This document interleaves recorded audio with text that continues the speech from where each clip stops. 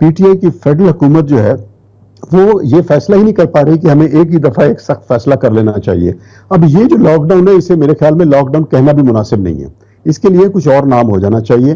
اب they have brought another thing کہ جی ہم اسمارٹ لاک ڈاؤن کرنے جائیں گے. Yes that make sense. اگر آپ کے پاس ایسی ٹیسٹنگ فیسلٹیز ہیں, ان ایریاز کو آپ کوارنٹائن کر سکتے ہیں اور وہاں ایک لمیٹڈ آپ کاروبار کی ایکٹیویٹیز کی اجازت دے سکتی ہیں تو ضرور کریں.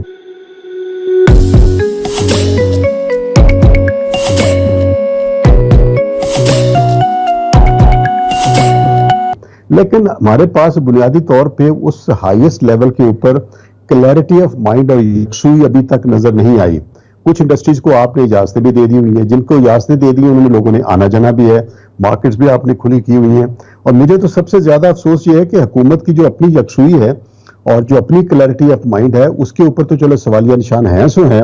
میڈیا میں اتنی وائڈر پبلشنگ کے باوجود بار بار لوگوں کو سمجھانے بتانے کرنے کے باوجود جو ہماری عام پبلک ہے وہ بھی اس کی جو خطرناکی ہے اس کو محسوس نہیں کر رہے اور عام بندہ احتیاط نہیں کر رہا.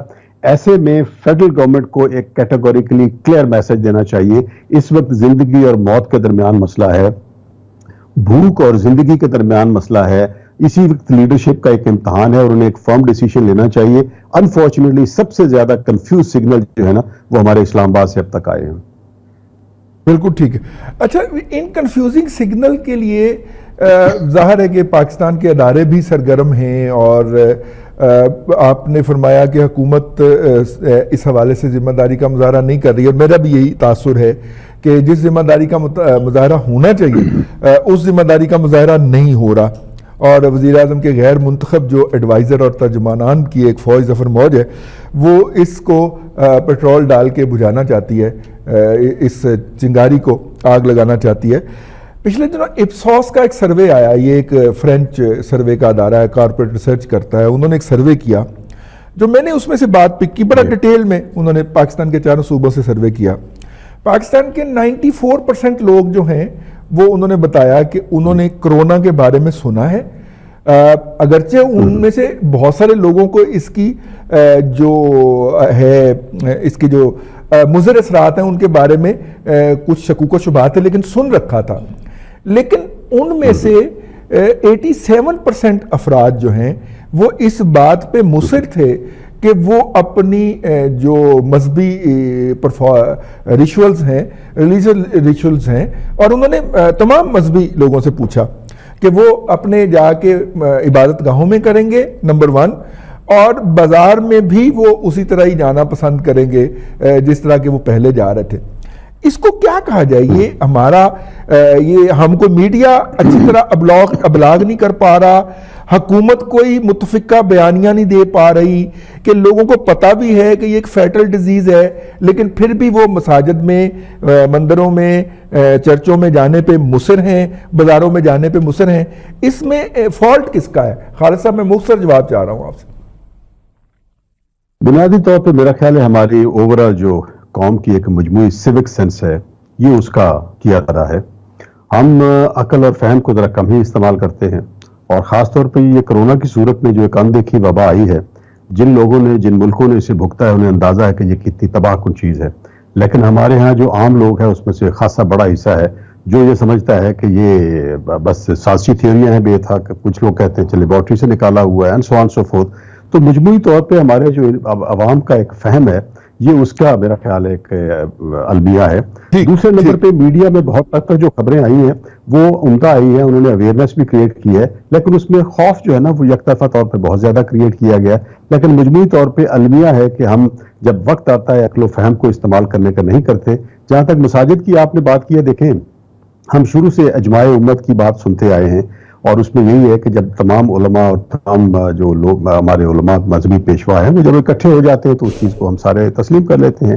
اب یہ کہ پوری دنیا میں آپ دیکھ لیجئے کہ دوسرے ممالک میں جو مذہبی پیشوا ہیں, سعودی عرب سے لے کے ایجپٹ تک, انڈونیشیا, ملیشیا, سب نے کیا فیصلہ کیا ہے, اور ہم نے یہاں رہتے ہوئے اس ملک میں اس پورے معاملے کو ایک عجیب شکل دے دی ہے کہ جس میں یہ ایک مطلب ایک قضیہ سا بن کے رہ گیا. اس پہ اب افسوس ہی کیا جا سکتا ہے, اس سے زیادہ کیا. اس کو قضیہ بنانے میں یا اس کو متنازع بنانے میں حکومت بھی, ہمارے مذہبی پیشوا بھی, میڈیا بھی اور ہماری عوام بھی اس میں شامل ہے, جو کہ یہ احساس ہی نہیں کر رہی کہ جب مساجد میں آپ 500 700 1000 بندہ جو ہے وہ جائے گا تو یہ کورونا کس تیزی سے پھیل سکتا ہے. اس میں یہ ہم ساروں کا ایک اجتماعی المیہ ہے اور ہماری اجتماعی ذمہ داری ہے, کیلسنس ہے, انڈیفرنس ہے, اگنورنس ہے, اس سے زیادہ اور کیا کہیں. جی اپنا میاں سیف الرحمان صاحب, یہی سوال آپ کے ساتھ, لیکن اس میں تھوڑا سا میں تڑکا لگا دوں کہ ہم نے, ہماری حکومت کیا کرتی ہے, وہ سوشل میڈیا ٹیم انلیش کر دیتی ہے, ان کی زنجیریں کھول دیتی ہے اور وہ مولویوں کو وہ گالیاں دیتے ہیں.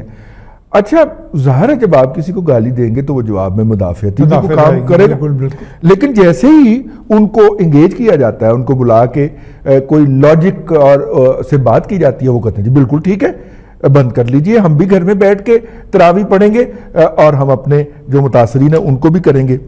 تو یہ جو پہلے انلیش کر دینا اور کسی کی کریکٹر اسیسینیشن کر دینا, جیسے نیب کر دیتا ہے, ٹھیک ہے, اس کے بعد بلا کے کوئی بات بھی نہیں ہے, یہ نان ایشو کو ایشو بنانا. ایگزیکٹلی دیکھیں, ایک آپ نے ٹرم سنی ہوگی ڈونر فٹیگ, اس طرح کے فٹیگ ہوتے تھے. جی آپ ایک ایسا یعنی ایک اس طرح کا ایک بلڈ کر دیتے ہیں پروپیگنڈا یا سوچ, منفی یا پازیٹیو یا کنفیوزنگ, کہ ایک فٹیگ پیدا ہو جاتا ہے. ایک مدافعت آپ نے لفظ بولا بھی ہے, یعنی آپ سوچتے ہیں کہ جناب یہ جہاں سے بھی, اب اگر وزیر اعظم کوئی نیشنل پالیسی نہیں دے رہے یا غیر سنجیدہ ہیں, یا ابھی بڑا اچھا لفظ خالد محمود رسول صاحب نے بولا کہ پیچ ورک کے ذریعے کام کر رہے ہیں, تو لوگ تو سمبولیکلی سوچتے ہیں رضی صاحب, لوگ جو ہوتے ہیں وہ ایک پیغام لیتے ہیں لیڈر سے اور اس میں سے نتیجہ اخذ کر کے اس طرح کے رویے بھی بن جاتے ہیں. ایک تو رویہ عمومی ہوتا ہے قومی کہ جی ہم جیسے ہم لوگ آپس میں کراؤڈنگ کا بھی یہاں پہ ایک تصور ہے, بغل گیر بھی ہوتے ہیں لوگ, آپس میں ملتے ہیں, مصافحہ کرنا, مساجد میں تراویحوں میں جانا. آپ روزوں میں بھی دیکھیں بڑا اہتمام ہوتا ہے, یعنی کہ روزوں میں ایک تو افطاری کا اپنا ہوتا ہے کہ ایک فریضہ آپ نے ادا کرنا ہے, ایک افطاری پہ وہ ایک جمگٹھا سا لوگوں کا اکٹھے ہونا. تو یہ آپ لوگ بھی بطور صحافی اور ہم بھی ایک عرصہ کئی میں اب تک ہزاروں کی تعداد میں تراویحیں بھی, یہ افطاریاں بھی اٹینڈ کی, تو یہ کلچر کا بھی حصہ ہے. لیکن جب آپ اوپر سے لوگ, پھر بھی جب آپ کا لیڈر ایک کنفیوزنگ سگنل دیتا ہے تو لوگ چونکہ سمبولیکلی سوچتے ہیں, یعنی یہاں پہ یہ تصور ہے کہ یہ بیماری ہے بھی اور شاید نہیں بھی ہے. جی یہ جو لاک ڈاؤن یہ شاید 9 مئی کو ختم ہو جائے گی. جی اور 9 مئی کا اب دیکھیں نا, یہ جو 9 مئی کا تصور ہے اور ایک ماٹا سا لاک ڈاؤن کا جو تصور ہے, وہ کہتے ہیں کہ جناب یہ کوئی چیز ضرور ہے لیکن کوئی اتنی سنجیدہ نہیں کہ جس میں کوئی قومی پالیسی آئے, کوئی بڑی واضح قسم کی جامع پالیسی بن جائے, یا لوگوں کو ایک پورا متبادل پلان دے دیا جائے امریکی پاگل نے of living of doing business. تو اس میں چونکہ یہاں پہ جو آپ دے رہے ہیں, پھر آپ یہ جو کنفیوزنگ سگنل دے رہے ہیں, آپ کا جو میرا خیال امپلیمنٹر ہے, جو سپاہی ہے, جو فوجی جہاں بھی کھڑا ہے, وہ بھی سمجھتا ہے کہ میں کس منہ سے کس کو کیا کہوں کہ کہاں جا رہے ہو, کیوں جا رہے ہو. یعنی کہ وہ بھی یہ سمجھ رہا ہے کہ جناب ہاں انہوں نے کہا جی لوگوں کو روکنا ہے, پوچھنا ہے اور جانے بھی دینا ہے. تو اس میں آپ نے کوئی ایک فیصلہ کرنا ہے. اب آ جاتے ہیں پریس کانفرنس کی طرف جو آج ڈی جی ISPR کی, میں اپنے طور پر ایک پاکستانی ہونے کے ناطے اس میں ایکسپیکٹ یہ کر رہا تھا کہ چونکہ ہمارے یہاں مسلح فوج ایک بہت بڑے سٹیک ہولڈر ہے, صحیح, اور ایک میں سمجھتا ہوں, میں تو ان کو کبھی کبھی ڈیسیژن میکرز بھی کہتا ہوں, one of the prime decision maker, جو ڈیسیژن میکنگ میں جن کا بڑا کردار ہے. صحیح. یہاں پہ کوئی ایسی بات کی جاتی یا اتنی بڑی کانفرنس ہوئی کہ جس میں پتہ چلتا کہ جو کنفیوژن ہمارے سول سائٹ پہ پایا جا رہا ہے وہ ایک اتنے بڑے سٹیک ہولڈر نے وہاں پہ کنفیوژن دور کر دیا ہے اور کہہ دیا کہ جناب آپ جس طرح بھی کریں گے, اچھا فیصلے کریں گے, ایک اجتماعی پالیسی بنائیں اور پرماننٹ پالیسی بنائیں, لوگوں کو ایک پوری گائیڈ لائن دیں, ٹھیک ہے, اس میں جہاں پہ ہم اگر سیلاب میں آگے آپ کی ہیلپ کر سکتے ہیں تو ہم کرونا کے آؤٹ بریک میں بھی کریں گے ہیلپ. اگر آپ زلزلے میں ہمارا مشینری استعمال ہوتی ہے, جیسے بھی بھٹی صاحب نے بتایا کہ جی باقاعدہ ریزرووں کو بلا لیا گیا, یہ باقاعدہ آج اعلان کیا گیا, تو اگر یہ سارے کا سارا کچھ اس طرح کر کے ہوتا, اگر میں سمجھتا ہوں اس میں وہاں پہ بھی میں سمجھ رہا ہوں کہ کوئی ایک واضح کوئی ایسا کوئی بیان آ جاتا, کچھ لوگ ایکسپیکٹ کر رہے تھے, تو لوگ اس میں لوگوں نے سمجھا کہ یہ ایک وہی بات ہے کہ دیکھیں نا ہمارا بھارت سے جو دشمنی ہے وہ آج کی سٹوری تو نہیں ہے. بالکل صحیح. بھارت کے ساتھ ہماری الرٹنس پہ کیا بحث کرنی ہے, اور میرا خیال ہے وہ ہم we are always in state of preparedness, ہم تو ہر وقت ہی ہوتے ہیں. اگر 850 سیز فائر وائلیشن ہوئی ہیں تو 850 کا مقابلہ کرنے کے لیے ہماری افواج تو تیار ہے. صحیح. اس وقت تو سب سے بڑی جو وائلیشن ہو رہی ہے وہ تو کرونا کر رہا ہے ہماری لائف کے اندر, اس پہ کوئی بات ہونی چاہیے. بالکل, اور اس میں کوئی واضح قسم کی بات نہیں ہوئی. بالکل ٹھیک ہے. ممتاز بھٹی صاحب کچھ کہنا چاہ رہے تھے آپ کے اس سوال کے جواب میں. جی بھٹی صاحب. 3 چیزیں. ایک تو واضح جو سیف الرحمان صاحب نے بات کی ہے, نمبر 1 کہ فوج کا یہ جو فیصلہ تھا کہ تمام اس وقت جو پاک فوج ہے وہ ساری کی ساری گورنمنٹ کے ڈسپوزل کے اوپر ہے.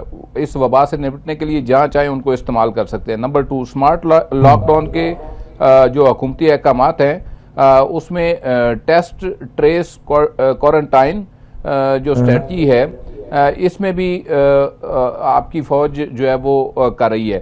اچھا, پھر اس میں جو اور ہاٹ سپاٹ ہیں, ہاٹ سپاٹ کو ہی فوج اور قانون نافذ کرنے والے ادارے جا کے جو ہے وہ بند کر رہے ہیں اور پھر ان کو نقل و حرکت کے لیے جو ہے بند کر دیا جاتا ہے.